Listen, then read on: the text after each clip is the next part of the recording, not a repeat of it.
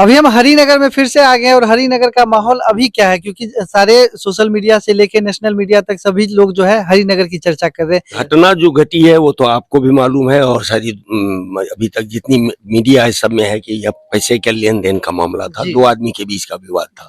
वो दो आदमी के बीच का विवाद बढ़ते बढ़ते हुआ पंचायत हुई। पंचायत में श्रीनाथ झा बोला के सामने, वो बोला, पीड़ित पक्ष जो है वो कहा कि नहीं, हम अगर नहीं देगा पैसा घर में आग लगा देंगे। श्रीनाथ झा बोला कि ठीक है तो पहले घर में ही आग लगा दो, इसके बाद जो है पंचायती करना।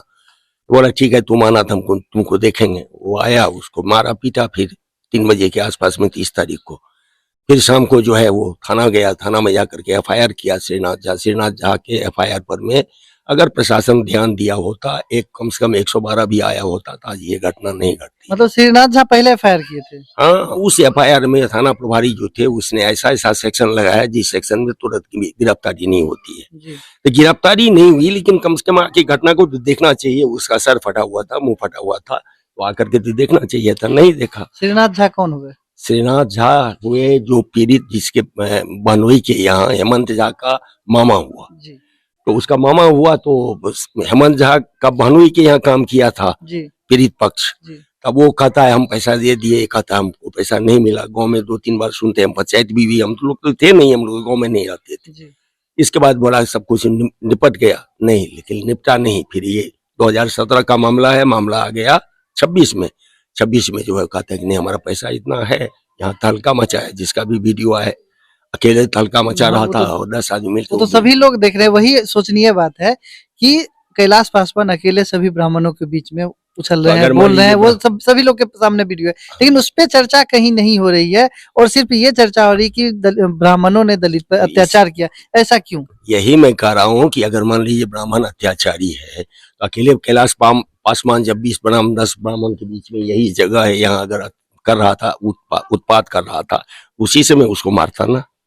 उस समय तो एक भी ब्राह्मण कोई उसको कुछ नहीं कहा, चुपचाप सब मुख दर्शक के सामने था, जबकि उसके बहन को बेइज्जत कर रहा था और भी कुछ हो रहा था। उसकी माँ बहन जो है वो गाली गलौज हेन टेन वो लोग भी किया होगा, ये लोग भी किया होगा।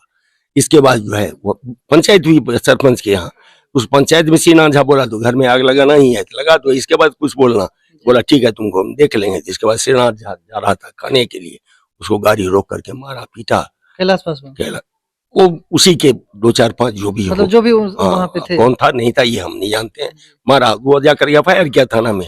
थाना ने उस पर कोई सुनवाई नहीं की, ना आया, ना गया, ना इंक्वायरी किया। जो बात मैंने दरोगा जी के साथ बहस भी किया कि आप अगर इस घटना को उस समय देखे होते तो ये घटना नहीं घटती। मतलब श्रीनाथ झा पहले FIR करने के लिए आवेदन देते, लेकिन उस आवेदन की चर्चा एकदम शून्य हो गई है। उस आवेदन पे कोई चर्चा ही नहीं चल रही। लेकिन अभी एक लड़की की जो है वीडियो काफी ज्यादा वायरल, वो कह रही कि ब्राह्मण समाज ने मेरा पैर तोड़ दिया, कमर। तो उसके बारे में जहाँ तक लोगों को जानकारी है कि उसका एक्सीडेंट यहाँ घटना से बहुत पहले हुआ था और वहाँ इसके बाद है उसका, हाँ, कोमल कुमार की घटना से पहले उसका एक्सीडेंट हुआ था, टांग टूटा था उसका। 9 तारीख को सुनते हैं लोग जो बोल रहे हैं कि 9 तारीख को ही उसका कच्चा प्लास्टर हुआ, इसके बाद उसका पक्का प्लास्टर हुआ और ये भी सुनने में आ रहा है कि शायद रॉड भी लगा है। मतलब 30 तारीख को 31 तारीख को घटना हुआ, उससे 15 दिन पहले घटना हुआ, दिन पहले की घटना। लेकिन उसको तो मुआवजा वगैरह भी मिल रहा है। हाँ, तो मुआवजा तो सरकार का, सरकार तो किसका है? सरकार तो मान लीजिए SC ST एक्ट, सरकारी दामाद हुए तो सरकारी दामाद हुए। SC ST एक्ट का सबकी सबसे बड़ी विशेषता क्या है कि कोई भी आदमी जो SC ST एक्ट लगाता है वही मुद्दई भी है, वही पीड़ित हो या न हो, वही मुद्दई है, वही पुलिस अधिकारी है, वही जज है, वही संविधान है। कारण इसका तो कोई काट है ही नहीं। SC ST का कोई काट नहीं है। काट नहीं है तो इसका मतलब हम जो बोले हम ही कोर्ट हैं। हम SC ST बोल रहे हैं एक्ट में तुमको गाली माने केस कर रहे हैं, तो इसकी कोई काट नहीं है। मतलब SC ST अगर केस कर दिया जाए तो सामने वाला का कुछ नहीं सुना जाएगा, सिर्फ किसी का कुछ नहीं सुना नहीं जाता है। ये तो आप लोगों को भी मालूम है, नहीं सुना जाता है तभी तो जाता है अंदर। 2 व्यक्ति का झगड़ा, पूरा गांव का झगड़ा कैसे? अब ये मैं बता रहा हूँ, ये 2 व्यक्ति के बीच पैसे का लेन देन का मामला है। इसे तो स्वयं यहाँ के DSP साहब ने स्वीकार किया है। रोशन झा नाम के एक पत्रकार हैं पटना से, उनको ऑनलाइन इंटरव्यू ले रहे हैं और उन्होंने स्वीकार किया कि हाँ पैसे का ही लेन देन है। इस पर वह पत्रकार इतना चालाक है, इतना होशियार है, वो कहता है सर आप ही तो आप बोल रहे हैं कि पैसे का लेन देन का मामला है, फिर इसमें SC/ST एक्ट कहाँ से घुस गया, कैसे लगाए आप, ये तो क्या न्याय संगत है? तो बोलता है नहीं, चूंकि अनुसूचित जाति के साथ हुआ है इसलिए। बोलो अनुसूचित जाति के साथ हुआ, लेकिन पैसा तो दो के बीच पैसे के लेन देन का है, तो उस दफा के अंदर में केस होना चाहिए। SC/ST एक्ट तो इसमें लगना नहीं चाहिए। तो खुद स्वीकार कर रहे हैं, DSP साहब स्वीकार कर रहे हैं पैसे के लेन देन का मामला है, तब फिर SC/ST एक्ट लगेगा कि नहीं लगेगा, ये तो उनके ही मुंह से लग रहा है कि ये कानून कोर्ट का मामला है, बड़े बड़े कानून को, लेकिन हमको जहां तक मालूम है लगेगा, और नहीं जो कानून के जानकार होंगे वो कह सकते हैं कि लगेगा कि नहीं लगेगा। आप बहुत अनुभवी व्यक्ति हैं और आप यहाँ जान भी रहे हैं सारी घटना को।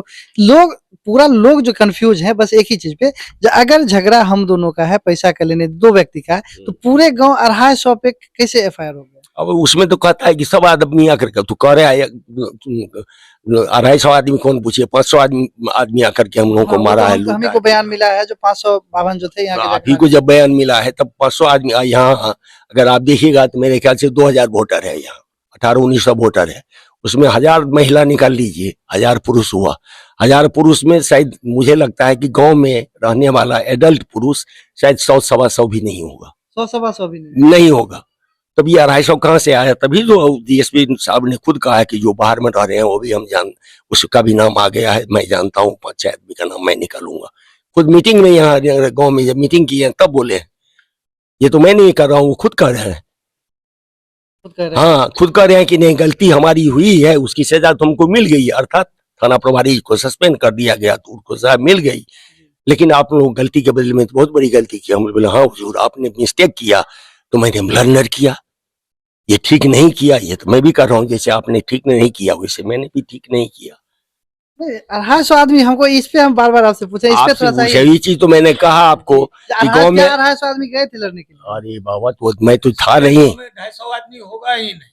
अरे मैं तो वही ना आपको कहा कि 100-150 आदमी भी एडल्ट यहाँ नहीं रह रहा ब्राह्मणों में, तो 250 कहाँ से आया?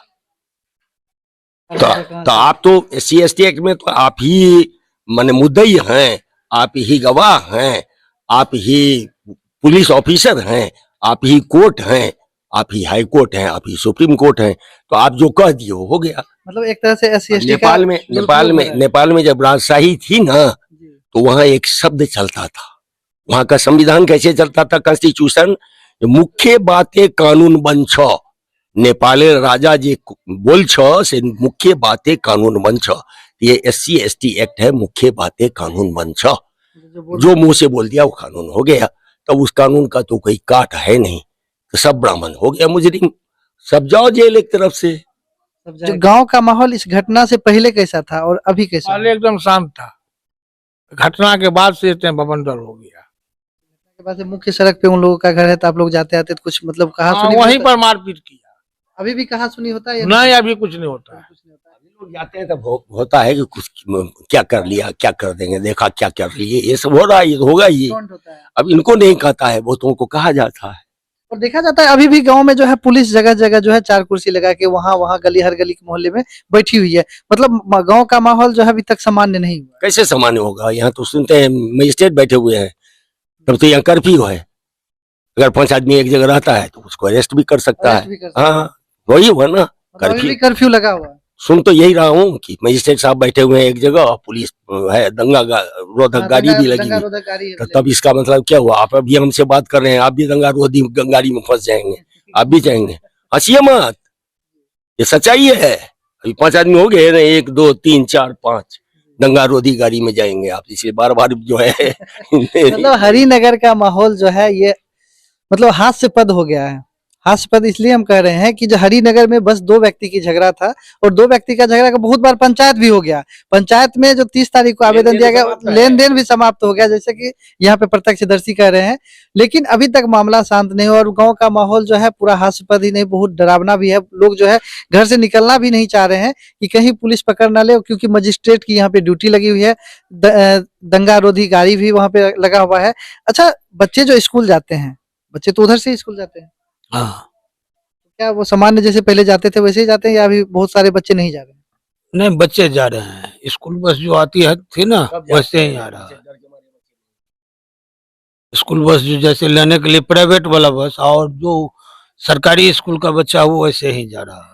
वैसे जा रहा है। हाँ। तो उस बच्ची का जो पैर टूटा था 9 तारीख को, तो उसमें जो कहाँ जहाँ कच्चा प्लास्टर किया गया था, तो क्या वो डॉक्टर साहब नहीं बोल रहे हैं? वो कुछ मालूम नहीं है कि कहाँ हुआ, कहाँ कहाँ हुआ कच्चा था? हुआ, कहाँ पका हुआ, ये मालूम नहीं। लेकिन पूरा अभी हर जगह चल रहा है कि ब्राह्मणों ने उस बच्ची का जो है, तो पता चलेगा कि ये 30 तारीख का 31 तारीख का टूटा हुआ है कि कब का टूटा हुआ है, वो तो मेडिकल जांच पर ही पता चल जाएगा। ये हर जगह चल रहा है कि ब्राह्मणों ने उस बच्ची तक को पैर तोड़ दिया। वो जो श्री झा का लड़की आपको बोला है ना कि नहीं, कब का वो उसका 1-1.5 महीना पहले ही पाँव टूटा हुआ है। पहले कच्चा प्लास्टर हुआ, फिर पक्का प्लास्टर हुआ, और आप देखे होंगे डीएमसीएच में वो एक्सरे वाला वो कॉपी दिखा रहा है, जबकि और जिनका पाँव जनून में टूट गया 30 तारीख को, वो श्री झा का बहन की, उसको कहीं चर्चा ही नहीं।